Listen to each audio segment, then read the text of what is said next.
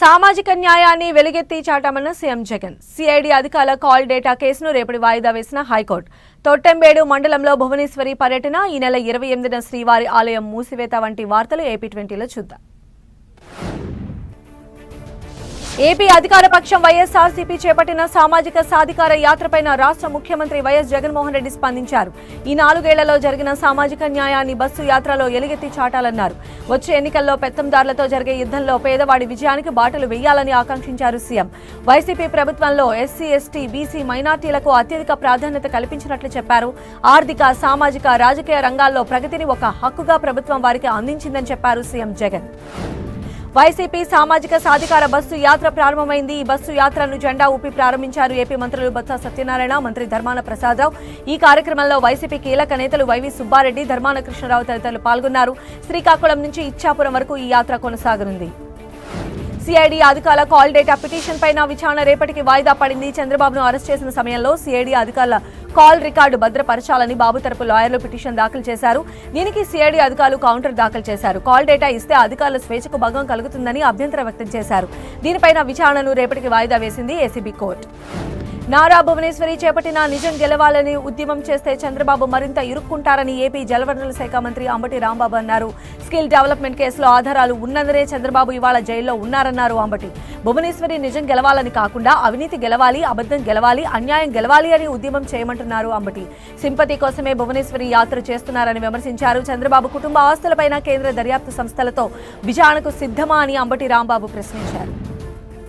పాక్షిక చంద్రగ్రహణం కారణంగా తిరుమల శ్రీవారి ఆలయాన్ని ఈ నెల 28న మూసివేయనున్నారు. సుమారు 8 గంటల పాటు ఆలయ తలుపులు మూసి ఉంచనున్నట్లు తిరుమల తిరుపతి దేవస్థానం తెలిపింది. ఈ నెల 29న అర్ధరాత్రి దాటిన తర్వాత 1:05 నుంచి 2:22 నిమిషాల మధ్య పాక్షిక చంద్రగ్రహణం ఉంది.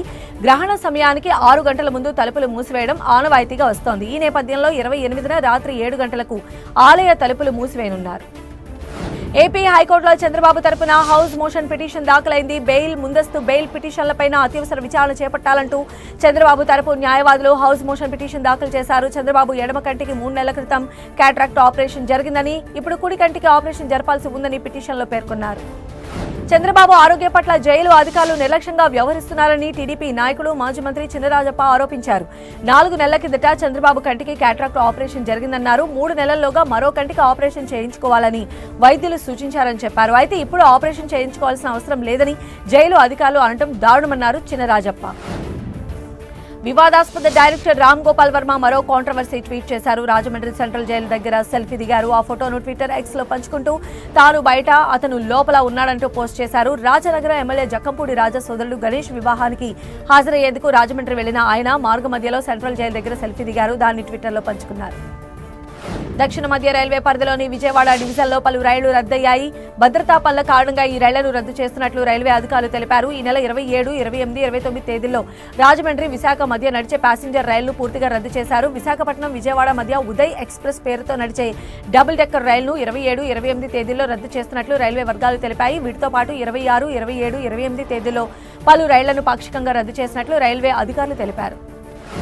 శ్రీకాళహస్తి నియోజకవర్గం తొట్టెంబేడు మండలంలో నారా భువనేశ్వరి పర్యటించారు. చంద్రబాబు అరెస్టుతో మనోవేదనకు గురై చనిపోయినట్లు చెప్తున్న మోడం వెంకటరమణ, కొణతనేరి చెందిన గాలి సుధాకర్, కాసారం గ్రామంకు చెందిన పరుచూరు వెంకట సుబ్బయ్య గౌడ్ కుటుంబాలను భువనేశ్వరి పరామర్శించారు. పార్టీ తరపున ఒక్కో కుటుంబానికి 3 లక్షల రూపాయల ఆర్థిక సాయం అందజేశారు. తెలుగుదేశం పార్టీ బాధిత కుటుంబాలకు అండగా ఉంటుందని హామీ ఇచ్చారు.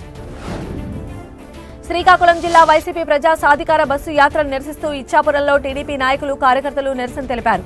టీడీపీ ఎమ్మెల్యే బేతాళం అశోక్ నాయకత్వంలో సాగిన ఈ ర్యాలీని పోలీసులు అడ్డుకున్నారు. నల్ల జెండాలు, నల్ల బ్యాడ్జీలతో అశోక్, ఆయన అనుచరులు ర్యాలీకి దిగారు. ఈ విషయం తెలిసి పోలీసులు ర్యాలీని అడ్డుకున్నారు. ఎమ్మెల్యే అశోక్ సహా పలువురిని పోలీసులు అదుపులోకి తీసుకున్నారు. ఈ సందర్భంగా కాసేపు ఉద్రిక్త వాతావరణం నెలకొంది.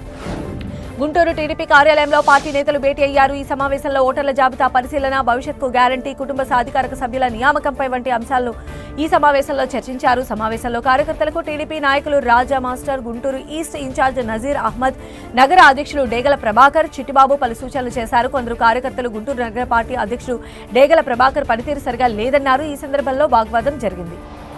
ప్రకాశం జిల్లా కనిగిరి మెయిన్ రోడ్లోని ఓ హోటల్లో జరిగిన చోరీ కలకలం రేపింది. సీసీ కెమెరాలు, సిబ్బంది అందరూ చూస్తూ ఉండగా ఈ చోరీ జరిగింది. పోలీసులు చోరీ జరిగిన తీరును బయటపెట్టారు. ప్రభుత్వ ఆసుపత్రికి ఎదురుగా ఉన్న ఓ స్టార్ హోటల్లో ₹1,50,000 చోరీ జరిగింది. చోరీకి వచ్చిన సీసీ కెమెరాల్లో కనపడకుండా ఉండేందుకు కెమెరాలను పక్కకు తిప్పి రికార్డ్ కాకుండా చేశారు. అయినప్పటికీ కొన్ని కెమెరాల్లో దొంగ చొరబడిన తీరు రికార్డ్ అయింది. దీంతో పోలీసులు నిందితుడిని గుర్తించే పనిలో పడ్డారు. బాపట్ల జిల్లా ఎద్దనపూడి మండలం గన్నవరం గ్రామంలో మన పల్లెకు మన ఏలూరు కార్యక్రమం జరిగింది. తెలుగుదేశం ప్రభుత్వంలో నీరు చెట్టు కార్యక్రమం కింద అభివృద్ధి చేసిన నల్లకుంట చెరువును పరిశీలించారు. చంద్రబాబు దార్శనికత కలిగిన మనిషి అని ఏలూరి సాంబశివరావు చెప్పారు. వైసీపీ ప్రభుత్వం గడిచిన 4.5 ఏళ్లలో ఏ విధమైన అభివృద్ధి చేయకపోగా దొడ్డిదాన గెలవడానికి కుయుక్తులు పన్నుతున్నారని ఆరోపించారు టీడీపీ నేత Eluri. SC, ST, BC, minority వర్గాల్లో వైసీపీ పట్ల వ్యతిరేకత పెరగడం వల్లే బస్సు యాత్ర పెట్టారని టీడీపీ నేతలు ఆరోపించారు. దళితులను, బీసీలను వైసీపీ నాయకులే అవమానిస్తున్నారని, ఊచకోత కోస్తున్నారని టీడీపీ నాయకుడు అచ్చెన్నాయుడు మండిపడ్డారు. డ్రైవర్ సుబ్రహ్మణ్యాన్ని హత్య చేసిన అనంతబాబు ఘటనపై ఎస్సీల్లో చైతన్యం కలిగించేలా కార్యక్రమాలు నిర్వహించాలని చెప్పారు. రేపల్లెలో బీసీ విద్యార్థిని దానం చేసిన ఘటనపైన వైసీపీ సమాధానం చెప్పాలని డిమాండ్ చేశారు. వైసీపీ హయాంలో వివిధ వర్గాలపై జరిగిన దాడులకు సంబంధించిన ఫోటోలతో ఏర్పాటు చేసిన ఎగ్జిబిషన్ను అచ్చెన్నాయుడు సహా పలువురు నేతలు సందర్శించారు. విజయవాడ గుణదల ఫ్లైఓవర్ బ్రిడ్జ్ పూర్తి చేయాలని కోరుతూ సిపిఎం చేపట్టిన మహాధర్నాను పోలీసులు అడ్డుకున్నారు. ధర్నాకు బయలుదేరిన సిపిఎం నాయకుడు సిహెచ్ బాబురావును, ఇతర నాయకుల్ని పోలీసులు అరెస్ట్ చేసి పడమట పోలీస్ స్టేషన్కు తరలించారు. 3 ప్రభుత్వాలు మారినా, 5 ముఖ్యమంత్రులు వచ్చిపోయినా 14 ఏళ్లుగా గుణదల ఫ్లైఓవర్ నిర్మాణం సాగుతూనే ఉందన్నారు బాబురావు. శిలాఫలకం వేసి 5,360 రోజులు పూర్తయిందన్నారు బాబురావు. ఈ వంతెన నిర్మాణం పూర్తి చేయాలని కోరినందుకు అరెస్టు చేయడం అన్యాయమన్నారు బాబురావు. పశ్చిమ గోదావరి జిల్లా చిన్న తిరుపతిగా పేరుగాంచిన ద్వారకా తిరుమల పుణ్యక్షేత్రంలో బ్రహ్మోత్సవాలు వైభవంగా కొనసాగుతున్నాయి. బ్రహ్మోత్సవాల్లో భాగంగా ఇవాళ స్వామివారి కళ్యాణ మహోత్సవం జరగనుంది. ఉదయం సూర్యప్రభ వాహనంపైన స్వామివారి గ్రామోత్సవం, ఎదుర్కోలు ఉత్సవం నిర్వహించారు. రాత్రి 8 గంటలకు జరిగే స్వామివారి కళ్యాణోత్సవానికి అధికారులు పెద్ద ఎత్తున ఏర్పాట్లు చేశారు. భక్తులు పెద్ద ఎత్తున వస్తారని భావిస్తున్నారు. విజయం గెలవాలి పేరిట నారా భువనేశ్వరి చేపట్టిన యాత్ర 2వ రోజున తిరుపతి శ్రీకాళహస్తి పరిధిలో సాగింది. ఇవాళ ఉదయం నారావారిపల్లె నుంచి యాత్ర మొదలుపెట్టిన భువనేశ్వరి పలు నియోజకవర్గాల్లో పర్యటించారు. చంద్రబాబు అరెస్టుతో మరణించినట్లుగా గుర్తించిన 3 కుటుంబాలను పరామర్శించారు. తిరుపతిలో మహిళలతో ప్రత్యేకంగా భేటీ అయ్యారు. ఫుడ్ ఫోర్టిఫికేషన్ పైన దక్షిణాది రాష్ట్రాల ప్రతినిధుల వర్క్ షాప్ జరిగింది. ఏపీ సివిల్ సప్లైస్ కార్పొరేషన్ ఆధ్వర్యంలో మంగళగిరిలో జరిగిన ఈ వర్క్ షాప్ కు వివిధ రాష్ట్రాల ప్రతినిధులు హాజరయ్యారు. ఫోర్టిఫైడ్ రైస్ పేరుతో ప్రజలకు అవగాహన కల్పించారు. ఫోర్టిఫైడ్ రైస్ తయారీ విధానంపైన పలువురు నిపుణులు సూచనలు, సలహాలు ఇచ్చారు. ఇవి ప్లాస్టిక్ బియ్యమని, కల్తీ బియ్యమని వస్తున్న అపోహల్ని తొలగించేందుకు ఈ వర్క్ షాప్ నిర్వహిస్తున్నట్లు పౌర సరఫరాల శాఖ కమిషనర్ అరుణ్ కుమార్ చెప్పారు.